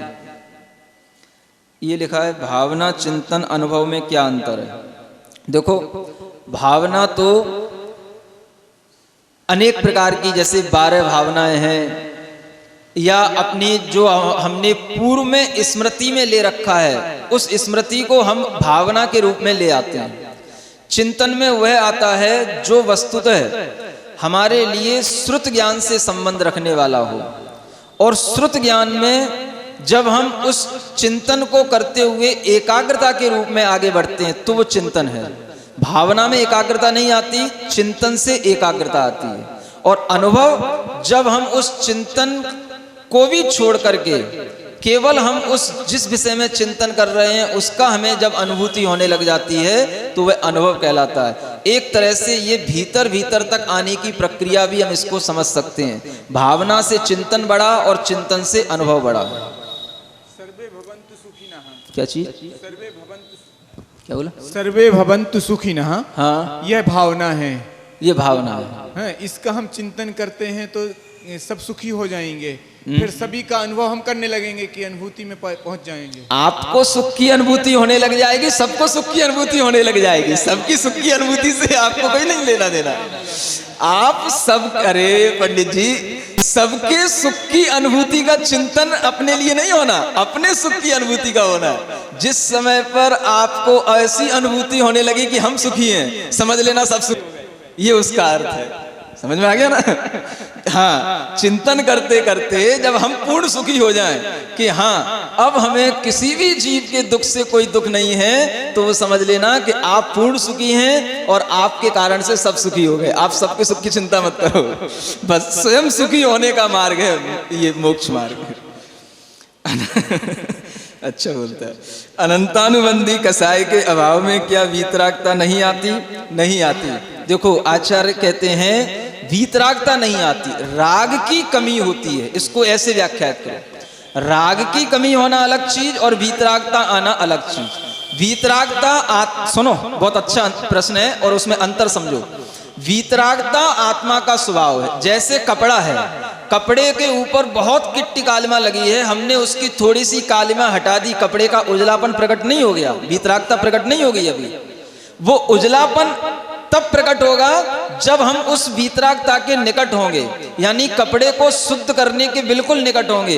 उससे पहले तो वो कपड़ा बिल्कुल गंदा ही है। ऊपर की अनंतानुबंधी हट जाने से राग की कमी आई है, भीतर की वीतरागता नहीं प्रकटी है। इस बात में अंतर है, इस बात को आप समझो। हाँ। ये अंतर यही है, जब तक संजुलन कसाय तक के स्पर्धकों का, या यूं कह लो सर्वघाती स्पर्धकों का जब तक उदय है, तब तक आपके लिए वीतरागता नहीं है। जब देशघाती स्पर्धकों का उदय आएगा कसाय के, तब से आपकी वीतरागता शुरू होगी। ये मान के चलो, सर्वघाती स्पर्धक सर्व का घात करते हैं, आत्मा की उस वीतरागता का घात करने वाले हैं। वीतराग चारित्र का घात, वीतराग सम्यक दर्शन घात करने वाले हैं।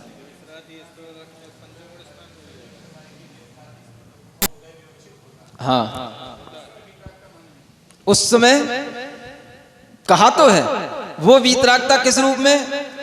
वो वीतरागता कसाय के अभाव रूप में जो वीतरागता मानी गई है, वो वीतरागता नहीं है। अभी जब तक सर्वघाती स्पर्धकों का उदय कहां तक है? अनंतानुबंधी, अप्रत्याख्यान, प्रत्याख्यान। इन प्रत्याख्यान का उदय तो संज्ञा संयम में भी है, तो वहां तक आपके लिए वीतरागता नहीं है।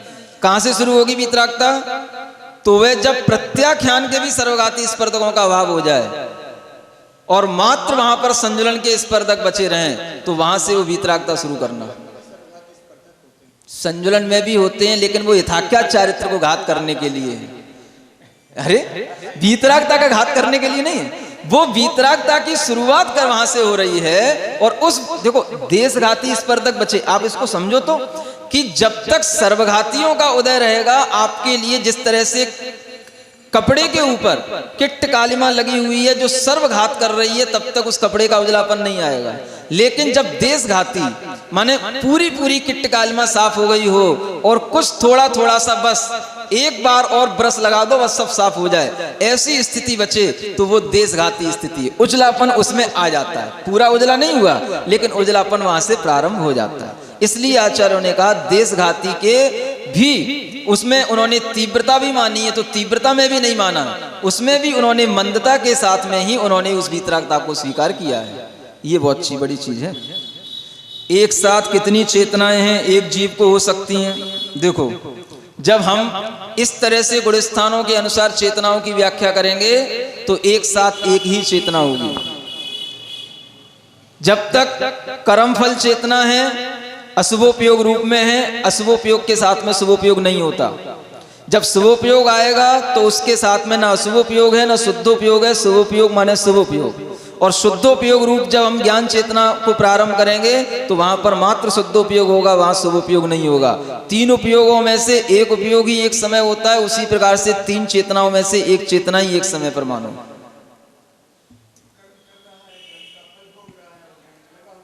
नहीं, ये आपकी जो व्याख्या है वो अलग है, और जो हमने व्याख्या की वो अलग है। हम अपनी व्याख्या के अनुसार आपको उत्तर दे रहे हैं, आप अपनी व्याख्या से वही चला रहे हैं। उस व्याख्या में बहुत विसंगतियां हैं, उस व्याख्या में कोई चेतना का स्तर ही नहीं है। सब कर्म कर रहे हैं, सब ज्ञान का भी अनुभव कर रहे हैं और सब कर्म फल का भी अनुभव कर रहे हैं, तो आप उसको उठाओगे कैसे? हम आपको ऊपर उठाना चाह रहे हैं, उस चेतना का विकास करो, इस ढंग से व्याख्यायित करोगे तभी आनंद आएगा।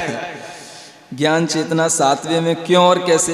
देखो, वही बात है, ज्ञान चेतना सातवें गुण स्थान में क्यों? क्योंकि वहां पर वीतराग सम्यक दर्शन का अविनाभावी वीतराग चारित्र का प्रारंभ है, और वहां से शुद्धोपयोग की दशा प्रारंभ है। और कैसे? तो कैसे के लिए वही संजुलन के इस देशघाती स्पर्धकों का भी मंद उदय जब वहां पर हो जाता है, तब हमारे लिए चारित्र गुण जो आत्मा का है वह प्रकट होता है, और उस चारित्र गुण की अनुभूति हमारे लिए होती है, उससे पहले नहीं होती है, उससे पहले स्थिरता भी नहीं आती है।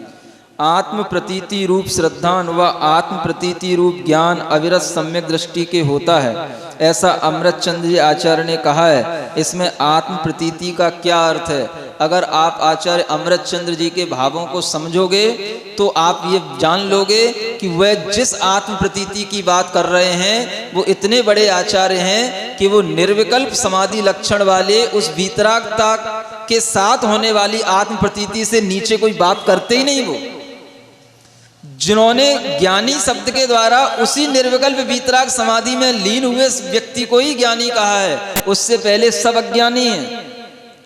उन्होंने वहां पर मिथ्या दृष्टि भी कहा है, तो उनके लिए ही कह दिया है कि जो इस निर्विकल्प समाधि रूप वीतराग सम्यक दर्शन के से रहित हैं, वो सब उनकी दृष्टि में मिथ्या दृष्टि हैं। सराग सम्यक दृष्टि भी नहीं कहते हो, वो इतने बड़े ज्ञानी हैं। उन आचार्य अमृतचंद जी महाराज के द्वारा जो आत्म प्रतीति की बात कही गई है, ये वही आत्म प्रतीति है जिसमें वह आत्मानुभव रूप निश्चय सम्यक चारित्र में ढली हुई उस ज्ञानी की बात कर रहे हैं, और कोई सम्यक दृष्टि नहीं है। वो हम अपने आप से लगा लेते हैं कि एक ज्ञानी एक अज्ञानी। उन्होंने जिस ज्ञानी की बात की वो 7वें गुण स्थान में निर्वृत्ति रूप में बैठा हुआ ज्ञानी है, और हम यहाँ पर अपनी चटाई पे बैठे हुए ज्ञानी में हम उस ज्ञानी को लगा ले रहे हैं। ये उनके साथ अन्याय कर रहे हैं। उनको पूरा पढ़ो, उन बहुत उसमें मिलेगा, लेकिन उन्होंने खुलासा कम किया है। वो खुलासा जयसेन महाराज ने किया है, इसलिए कुछ लोगों को इतनी एलर्जी है कि वो जयसेन जी महाराज की टीका ही नहीं पढ़ते। इतनी एलर्जी उन महाराज से कि अभी सब खुल जाएगा, सब सामने आ जाएगा गुणस्थानों के हिसाब से, इसलिए टीका तक नहीं पढ़ते हैं। केवल अमृतचंद जी महाराज को पढ़ो और कुंद कुंद महाराज को पढ़ो, क्योंकि उनने ज्ञानी और अज्ञानी के अलावा कोई दूसरे शब्द का प्रयोग किया ही नहीं। गुणस्थानों के हिसाब से कोई विवरण है ही नहीं, इसलिए सब बस उसमें अपनी सब दबी ढकी रहती है और अपना ग्रुप बढ़ता रहता है, इसलिए सब चलता रहता है। क्या कह रहे हैं? कर्म चेतना की विवक्षा में कर्मधारा का कथन करने में क्या बाधा है? देखो, कर्म चेतना की विवक्षा में कर्मधारा का कथन यदि हम करते हैं तो उसमें अशुभ कर्म और शुभ कर्मधारा, दो कर्मधारा बनानी पड़ेंगी आपको, क्योंकि आपके सामने शुभ कर्म भी किए जा रहे हैं, अशुभ कर्म भी किए जा रहे हैं। और कर्मधारा का कथन करने से सारे के सारे जो उपयोग, अशुभोपयोग और शुभोपयोग, सबको एक कर्मधारा में ले लेते हैं। कर्मधारा कहने से क्या हो गया? वो सब कर्मधारा है। क्या आप व्रताचरण कर रहे हैं, पूजा पाठ कर रहे हैं, जितना भी क्रियाकांड है वो सब क्या हो गया? सब कर्मधारा में चला गया। माने अशुभोपयोग की तरह हे पना शुभोपयोग में आ जाता है कर्मधारा कहने से। और अगर आप शुभोपयोग को कहेंगे तो आपके लिए वह शुभोपयोग में आपके अंदर कोई अच्छा भाव बनेगा कि शुभोपयोग शुद्धोपयोग के लिए कारण है। लेकिन कर्मधारा कहने से कोई कारण कार्य की व्यवस्था नहीं बनती है। अंतर आ रहा है ना समझ? कर्मधारा में सब आ गया, जैसा अशुभ क्रिया तैसी शुभ क्रिया। एकदम ऐसे नेग्लेक्ट करते हैं, अरे पूजा करना ये क्या है, भक्ति करना ये क्या है, ये तो सब कर्मधारा है। व्रत ग्रहण करना, परिग्रह छोड़ना, ये भी कर्मधारा है। ज्ञान धारा की बात करो, ज्ञान धारा से संबंध निर्जरा होनी है, कर्म धारा से बंद होना है, क्यों उस कर्म धारा में पड़े? ज्ञान धारा की बात करो। ये चलन चला हुआ है। तो इसलिए इस ज्ञान कर्म धारा का समर्थन करना ही नहीं, इस कर्म धारा से दूर हो जाओ। अशुभोपयोग, शुभोपयोग, शुद्धोपयोग, कर्म फल चेतना, कर्म चेतना, ज्ञान चेतना, इसको इस रूप में व्याख्यायित करके चलोगे तो अपनी सुरक्षा है। नहीं तो ये सब कर्म धारा में सब धारा बहती जाएगी और इस पर 144 लगाना बड़ी मुश्किल पड़ रही है। शांति धारा वो शांति धारा भी इसीलिए की जाती है कि कम से कम ये कर्म धारा के वायरस कम रहे। ज्ञान चेतना में ज्ञान धारा घटित करें तो क्या बाधा है? बात वही है। देखो, ज्ञान चेतना जब हम बात करेंगे तो वो एक उसका स्तर बनता है। वो 7वें गुण स्थान से ज्ञान चेतना की शुरुआत होती है और ज्ञान धारा तो सर्वत्र बह रही है। वो ज्ञान धारा तो मिथ्या दृष्टि में भी बह रही है, सम्यक दृष्टि में भी बह रही है। उस ज्ञान धारा में क्या बहेगा बताओ? अमृतचंद स्वामी की जो विवक्षा है वहाँ कैसी? 3 स्वामियों में विभाजन किया है। कर्म फल चेतना को स्थावरों में, कर्म चेतना को यहाँ पर त्रसों में, और ज्ञान चेतना को पाणित्मरिकंता। वहाँ तो जाकर के उन्होंने वो चूलिका के रूप में विषय उपस्थित किया है। लेकिन जब यहाँ स्वामित्व की अपेक्षा देखेंगे तो जैसे आपने इसमें शुभ अशुभ उपयोग घटित कर दिया, तो वहाँ जाकर के वहाँ ज्ञान में कौन सी अशुभता आना है? ज्ञान चेतना में नहीं। तो चूलिका में उन्होंने भी उस ज्ञानोपयोग को ज्ञान चेतना के रूप में, उस शुद्धोपयोग की दशा में ही वो ज्ञान चेतना मानी है। नहीं तो वो तो छदमस्तों ही के आ गए ना। फिर ये आपकी जो यहाँ पाणित्मरिकंता, ये मूल से तो हट जाएंगे। हाँ, इस व्याख्या में नहीं। इसलिए तो हमने पहले कहा था कि ये व्याख्या अलग और ये जो हम व्याख्या कह रहे हैं ये वो हम चूलिका के हिसाब से व्याख्या कर रहे हैं, वो व्याख्या अलग है। ऐसा वो व्याख्या अलग है। उस व्याख्या में भी लोग मालूम क्या करते हैं, उसमें भी गौण रूप से ज्ञान चेतना को मान करके चलते हैं। जबकि वहां पर कोई ऐसी मुख्य गौण की व्यवस्था नहीं है। वहां पर आचार्य कुंदकुंद देव का बस अभिप्राय जो बताया गया उतना ही है। लेकिन कुंद स्वामी की ये विवक्षा को कर्मफल और कर्मफल चेतना को मुख्य रख करके रखें तो ये कर्मधारा में बोलने में कोई बाधा नहीं आएगी फिर तो? कर्मधारा बोलने से सारी की सारी चेतना, ज्ञान चेतना लुप्त हो जाती है। कर्मधारा कहने से ही जो अपना जितना भी शुभोपयोग है ये सब लुप्त हो जाता है।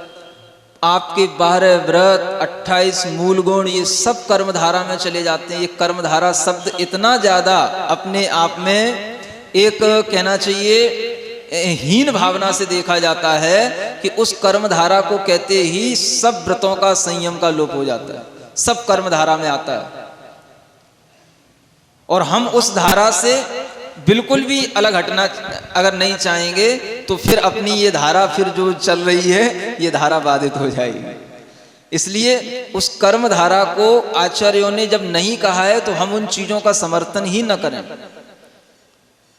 कहीं ये शब्द ही नहीं आते हैं, ज्ञान धारा, कर्म धारा आचार्य प्रणीत ग्रंथों में बताओ कहीं आते हैं? नहीं आते। क्यों ये अलग से एक चीज आ गई? ये सिर्फ इसलिए कि जितना भी बाहरी क्रियाकलाप है वो सब एक बहा दो कर्म धारा में, और बस जो ज्ञान धारा अपने को दिखती नहीं उसमें आह हू करते हुए उसमें लीन रहो, बस इसका नाम बस ये है और कुछ नहीं है।